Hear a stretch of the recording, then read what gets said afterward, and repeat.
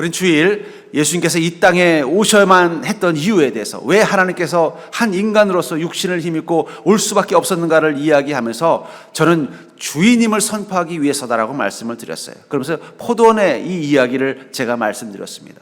어쩌면 지금 세상에 이 혼돈스럽고 혼탁한 것은 하나님이 주인이심에도 불구하고 세상이 하나님이 주인이심을 알지 못하기 때문에 그들은 자신이 주인이라고 믿고 착각하면서 주님이 준비하신 이 포도원과 같은 세상을 자기 멋대로, 자기 마음대로 소유권을 주장하면서 더 많은 것을 자기 것으로 만들기 위해서 싸우다 보니까 혼란과 혼동이 가득한 땅이 된 것입니다. 결국 이 세상의 혼돈과 혼란의 원인은 바로 사람이 주인이 되려는, 하나님 대신 사람이 주인이 되려는 그 욕망과 그 결과물일 것입니다. 그렇기 때문에 이 혼돈과 혼란을 평화로 잠재우려면 필요한 것은 오직 하나입니다. 바로 이 땅의 원래 주인이 와서 다시 한번 주인됨을 선포하는 것입니다. 그런 의미에서 예수님께서 이 땅 가운데 오신 일은 이 땅의 혼란스럽고 혼돈스러운 이 세상을 평화롭게 만드는 거예요.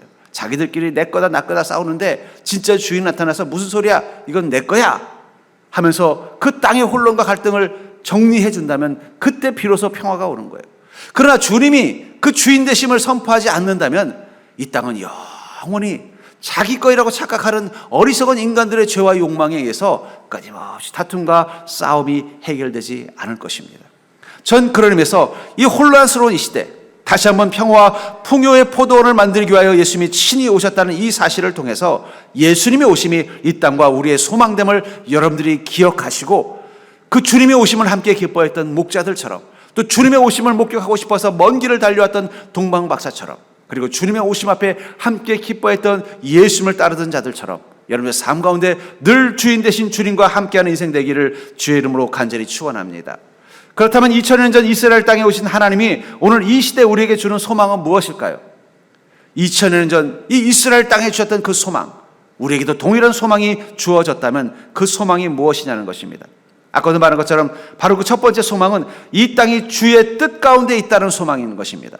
주인이 왔습니다. 그렇다면 주인의 뜻대로 이 땅은 변화될 것입니다. 18절부터 21절을 보면은 예수 그리스도의 나심은 이러하니라. 그의 어머니 마리아가 요셉과 약혼하고 동거하기 전에 성령으로 잉태된 것이 나타났더니 그의 남편 요셉은 의로운 사람이라 그를 드러내지 않고 가만히 끊고자 하여 이 일을 생각할 때에 주의 사자가 현몽하여 이르되 다윗의 자손 요셉아, 내 아내 마리아 데려오기를 무서워하지 말라. 그에게 잉태된 자는 성령으로 된 것이라. 아들을 낳으리니 그 이름을 예수라 하라. 이는 그가 자기 백성을 그들의 죄에서 구원할 자이심이라 하면서 이 마리아와 요셉 사이에서 태어날 이 아이의 이름을 예수라고 말하라고 하시면서 성령이 뭐라고 말씀하고 있어요?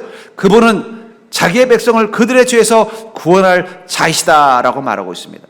왜 하나님이 예수님으로 이 땅 가운데 오실 수밖에 없었어요? 그것은 자기의 백성에게 왔다는 것입니다.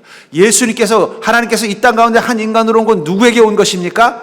자기에게, 백성에게 왔다는 것입니다. 그 자기 백성이라는 말 속에는 여전한 하나님의 사랑과 관심이 있는 것을 의미하는 것입니다. 여러분들, 하나님은 우리를 자기 백성이라고 합니다. 우리 할머니 되신 분들, 할아버지 되신 분들, 손주가 오면 뭐라고 말해요? 아이고 내 새끼 그러잖아요. 아니, 아들 딸이 낳은 자녀인데도 내 새끼라고 말하는 이유가 뭐예요? 그게 사랑의 표현인 것입니다.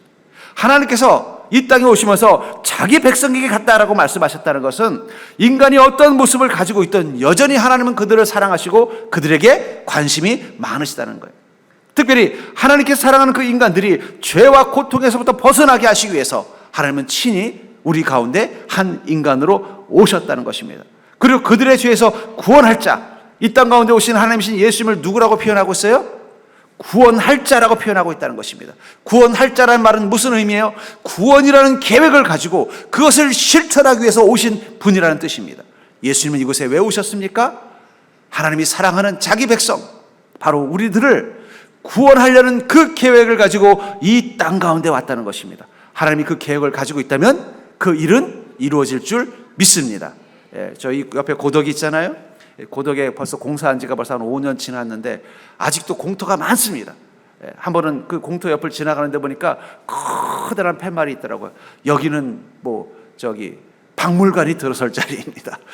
그냥 빈 공터인데 누가 그걸 하나 크게 붙여놨다. 그래서 그 계획이 있구나. 여기 박물관이 지어지겠구나. 그래서 한번 상상해 봤어요. 어떤 박물관이 지어지나? 아마 평택에서 가장 좋은 박물관이 지어질 날이 기다리고 있구나라는 걸 깨달았습니다. 여러분들, 예수님께서 이 땅 가운데 오신 목적은 자신이 사랑하신 그 인간들, 그들을 구원하려는 계획과 목적을 가지고 우리 가운데 오셨다는 사실을 기억하시기 바랍니다. 그리고 우리가 바로 그 주님이 이 땅 가운데 친히 오셔서 마저 구원하고자 했던 가장 사랑하는 자라는 사실을 기억하시기 바랍니다. 그렇기 때문에 우리에게는 어떤 내일이 기다리고 있어요? 구원할 자의 인생, 하나님의 계획 가운데 있는 인생, 그 구원의 기쁨과 은혜를 누릴 인생이 기다리고 있다는 사실을 기억하시기 바랍니다. 그래서 믿음을 가진 사람은 긍정적이 될 수밖에 없는 거예요. 낙관적이 될 수밖에 없다는 거예요. 왜요? 현실을 보는 게 아니에요. 여전히 이 포도원은 서로 자기 거라고 싸우는 농부들의 다툼 속에 있지만 이제 주인이 오셔서 어떻게 할 것입니까? 그 다툼을 없애고 이제는 평화를 줄 거라는 그 계획을 가지고 오시기 때문에, 그분이 오시면 해결될 수 있는 문제이기 때문에, 우리는 예수 그리스도를 통해서 이 문제가 해결될 날을 믿기 때문에 세상이 어떻게 요동치더라도 우리 마음에 평안이 있고 소망이 있는 것입니다. 분명히 주님께서는 이 땅을 구원하실 것입니다. 이 땅에 평화를 주실 것입니다. 그것을 위해서 친히 이 땅 가운데 오셨습니다. 그냥 오신 게 아니라 그 모든 계획을 가지고 오셨습니다. 주님이 계획을 가지셨다면, 주님이 뜻을 정하셨다면 그 일은 반드시 이루어지는 것을 믿으시기 바랍니다. 그래서 이사야서 53장 5절에 보니까 그가 찔림은 우리의 허물 때문이요 그가 상함은 우리의 죄악 때문이라. 그가 징계를 받음으로 우리는 평화를 누리고 그가 채찍에 맞음으로 우리는 나음을 받았도다. 왜 왕으로 오신 예수님께서 이 땅 가운데 오셔서 찔리시고 상처받으시고 고통받으시고 십자가에 달려 죽으실 수밖에 없다고 말하고 있어요? 그게 바로 우리를 구원하시는 하나님의 계획이시기 때문입니다. 그분이 찔려야 우리의 허물이 사라지는 것입니다. 그분이 징계를, 상함을 당해야 우리의 죄가 사라지는 것입니다. 그분이 징계를 받아야, 고통의 징계를 받아야 우리는 평화를 얻게 되는 것입니다. 그분이 채찍을 맞아야 우리는 죄와 사망으로부터 나음을 입는 것입니다. 그 계획을 위해서 예수님은 십자가에 달려 죽으신 것입니다. 그래서 우리는 십자가를 바라볼 때마다 설레요. 왜 설렙니까? 그분의 고통이 나의 구원이기 때문입니다. 그분의 죽음이 나의 생명이기 때문입니다. 그분의 부활이 나의 미래이기 때문입니다. 이 사실을 기억하고 기대하는 믿음을 가진 이들은 늘 그 십자가 앞에 설 때마다 설렘을 가지고 소망을 갖게 되어져 있는 것입니다. 전 그런 의미에서 사람들은 세상이 더 어두워지고 나빠질 거라고 말하지만 저는 그렇게 생각하지 않습니다. 왜냐하면 예수님은 이미 이 땅을 구원하기로 결정하셨고 그 일을 위하여 이미 2000여 년 전부터 시작하셨고 반드시 하나님은 이 땅에 구원할 자들을 구원하려는 이 위대한 일들을 행하실 것이기 때문입니다. 우리는 그 속에 살고 있다는 것입니다. 그 사실을 기대하면 어떻게 되겠어요? 우리는 미래에 대해서 너무 절망적일 필요 없습니다. 눈앞에 보이는 것은 어려움이 있더라도 분명히 하나님 그 속에서 구원의 계획을 이루실 것입니다.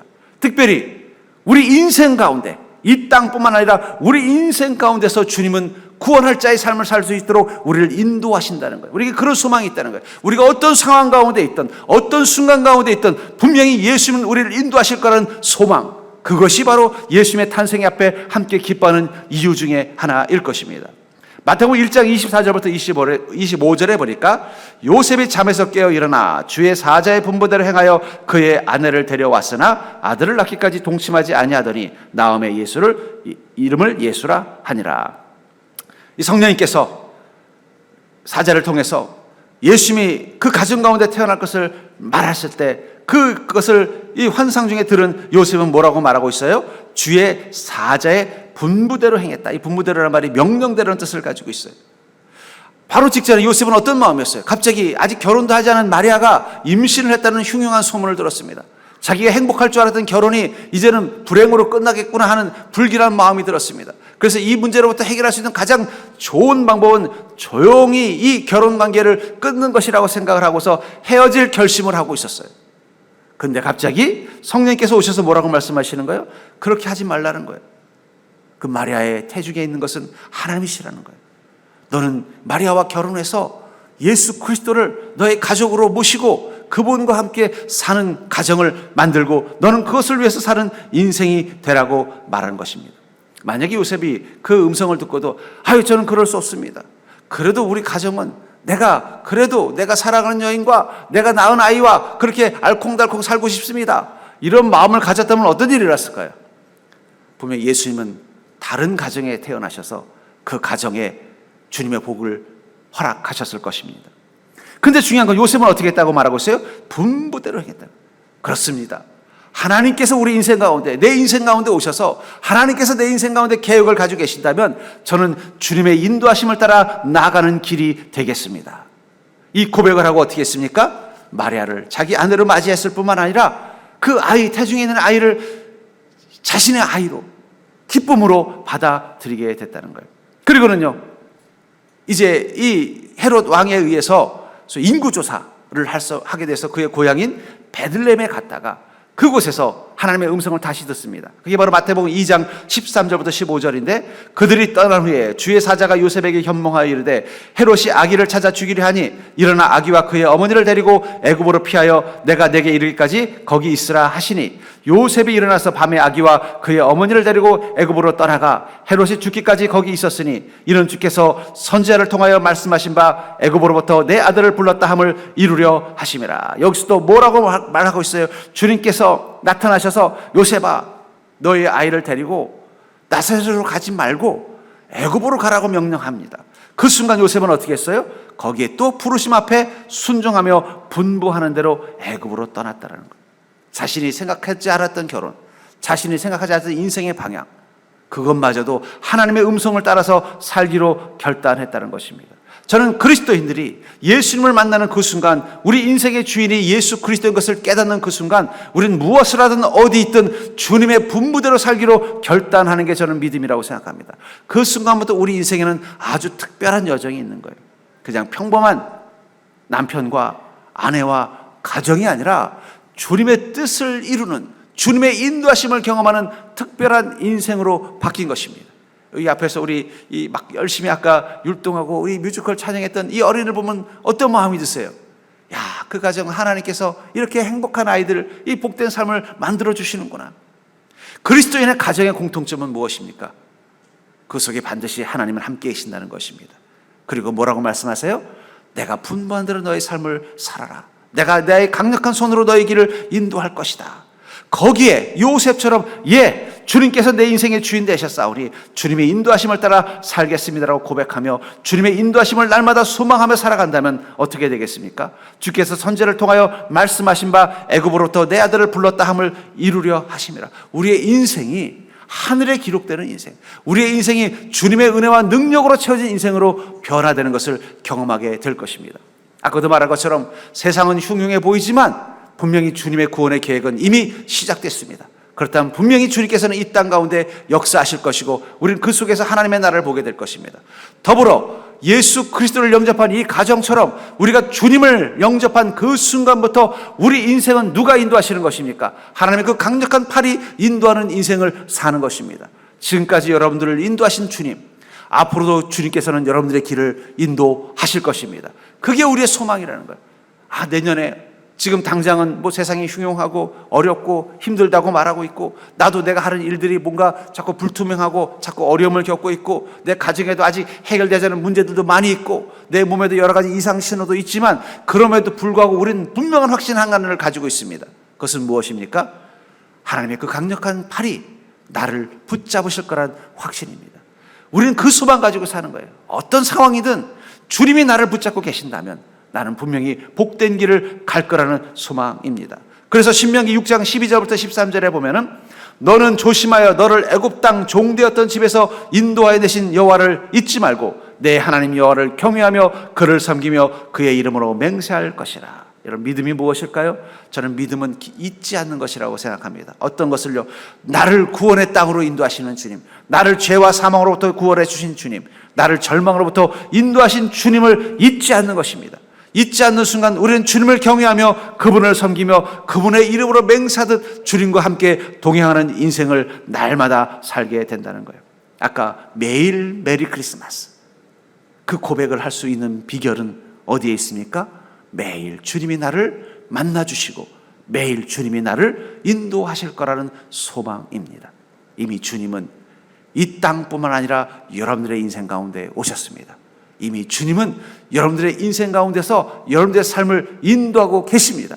이제 여러분들에게 필요한 건 오직 하나, 요셉처럼 마리아처럼 주님의 음성 앞에 순종하며 주님의 부르심 앞에 순종하며 주님이 분부하신 대로 살기로 결단하고 내 자신의 모든 생각과 의지와 뜻을 내려놓을 수 있는 믿음으로 나아가기만 한다면 여러분들은 매일매일 주님이 이곳에 함께 하시는 그 기쁨, 그 메리 크리스마스를 여러분들의 삶 가운데 경험할 것입니다.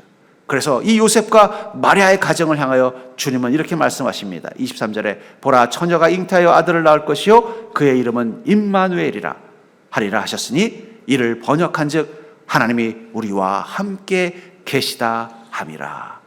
여러분, 이 땅의 가장 큰 축복은 하나님이 우리와 함께 계신 것입니다. 여러분들의 인생의 최고의 복은 날마다 매일매일 매 순간마다 임마누엘의 하나님을 만날 수 있다는 것입니다. 그분이 여러분들의 인생을 인도하시고 그분의 계획이 여러분들의 삶 가운데 있는 그 순간 여러분은 날마다 여러분들의 삶 가운데 매일 메리 크리스마스의 기쁨을 경험하게 될 줄 믿습니다. 이 요셉의 가정처럼 2024년도 새해에도 임마누엘 하나님과 날마다 동행하는 인생 될 수 있기를 주의 이름으로 간절히 축원합니다.